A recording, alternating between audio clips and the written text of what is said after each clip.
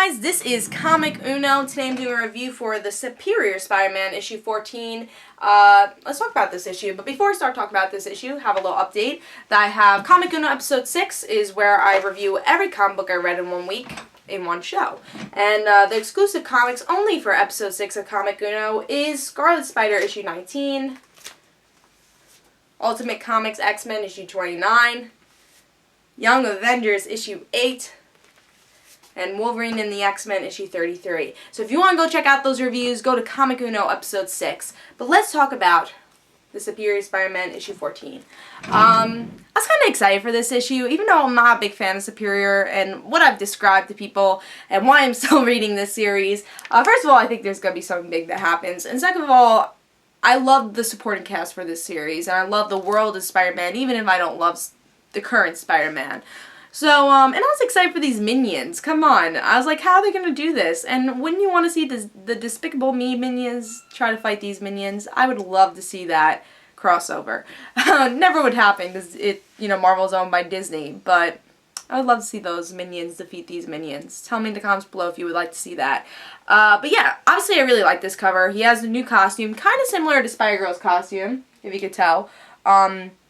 The Spider-Girl costume is like Ben Reilly's costume, so he has like Ben Reilly's costume over here. So that's kind of cool.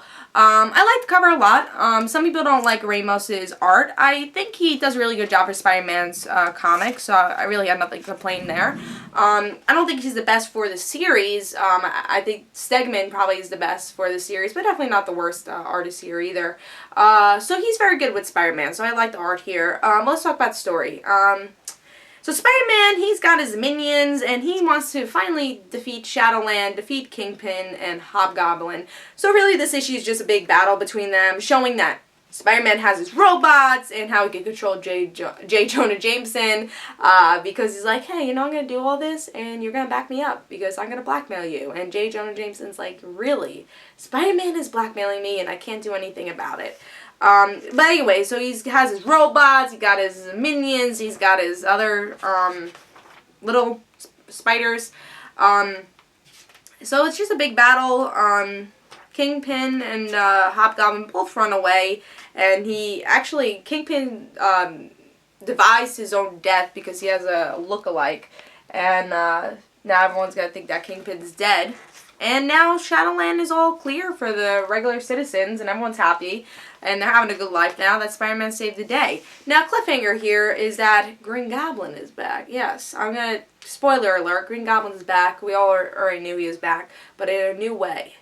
He's devising to become the new Kingpin of crime, and he's devising to, obviously Kingpin means to rule over all the gangs and, in the villainous community, so that is what Green Goblin is doing. Now, I do think it is Norman Osborn, just by the look of his face over here, even though you can't really see it that much. I do think it's Norman Osborn.